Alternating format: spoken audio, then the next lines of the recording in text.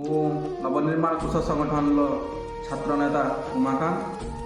ମୁଁ ଆପଣଙ୍କୁ ସମସ୍ତଙ୍କୁ ସ୍ୱାଗତ କରୁଛି ଏବଂ ମୁଁ ଆଶା କରୁଛି ଆପଣମାନେ ସମସ୍ତେ ଭଲ ଥିବେ।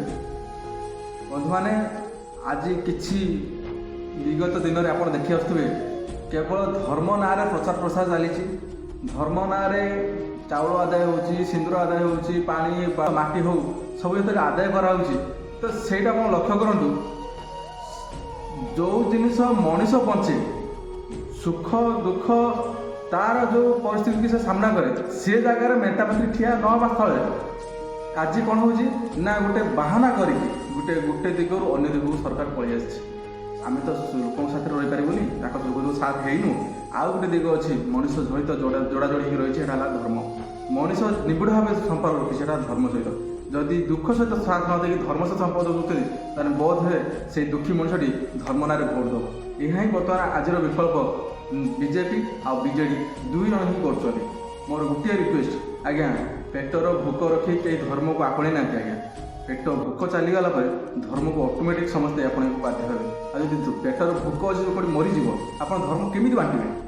ଗାଁ ଗହଳିରେ ଦେଖିବେ ଆଜିକା ଡେଟ୍ରେ ବି ଘର ନାହିଁ, ପିଇବା ପାଇଁ ପାଣି ନାହିଁ, ଖାଦ୍ୟ ବସ୍ତ୍ରର ଅସୁବିଧା ଅଛି।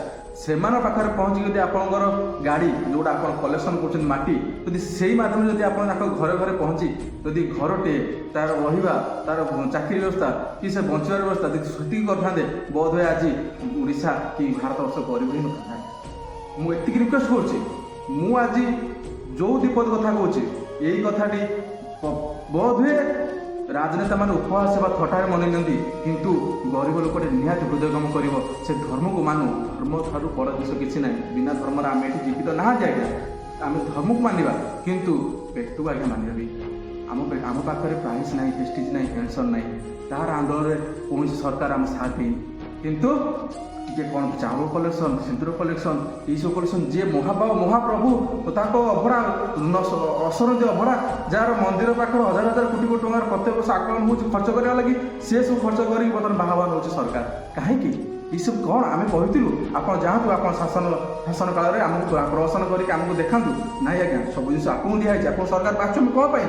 ଆପଣ କରିବେ, କରିବା ପାଇଁ ଆପଣଙ୍କୁ ସରକାର ବଛା ହେଇଛି। ଆପଣ କହୁଛନ୍ତି କ'ଣ ଆମେ କରିକି ଦେଖେଇଲୁ? କାହିଁକି ଇଏ ପ୍ରହସନ ଚାଲିବନି? ଆଉ ଯେଉଁଟା ଆପଣ ଭାବୁଛନ୍ତି ସେ ଭାବନାକୁ ପରିବର୍ତ୍ତନ କରନ୍ତୁ। ନଚେତ୍ ଯେତେବେଳେ ସମଗ୍ର ଦୁଃଖୀ ଦରିଦ୍ର ଜାତି, ଚାଷୀ କୂଳ ଯେତେବେଳେ ଏକଜୁଟ ହେବ, ସେତେବେଳେ ଚାଷୀ ସରକାର ଠିଆ ହେବ। ଚାଷୀ ସରକାର ତାର ନୀତି ଅବଲମ୍ବନ କରି, ଆପଣ ଯେଉଁ 20% ଲୋକ ଅଛନ୍ତି ନା, ଯେଉଁମାନେ ଶାସନ କରିକି ଚାଷୀଙ୍କୁ ଅବହେଳିତ ନିଷ୍ପେଷିତ କରି ରଖିଛନ୍ତି, ସେଇମାନେ ଆପଣଙ୍କୁ ଶାସନ କରିବେ ଏବଂ ଆପଣଙ୍କୁ ବଞ୍ଚିବା ପାଇଁ ସୁରୁଖୁରୁରେ ଜୀବନ ବିତାଇବାକୁ ଚେଷ୍ଟା କରିବେ। ମନେ ରଖନ୍ତୁ, ଚାଷୀଠୁ ବଡ଼ କେହି ନାହାନ୍ତି। ଯିଏ ଅନ୍ନଦାତା ସେ ହିଁ ଭଗବାନ। ଯେପରି ଏବେ ଦେବତା ମାନଙ୍କୁ ପୂଜା କରୁଛନ୍ତି, ଚାଷୀଙ୍କୁ ଥରେ ପୂଜା କରି ଦେଖନ୍ତୁ, ଆପଣ ସାରା ଜୀବନ ରାଜନୀତିରେ ସୁଖୀର ପରିବାର ସହିତ ବଞ୍ଚି ରହିବେ।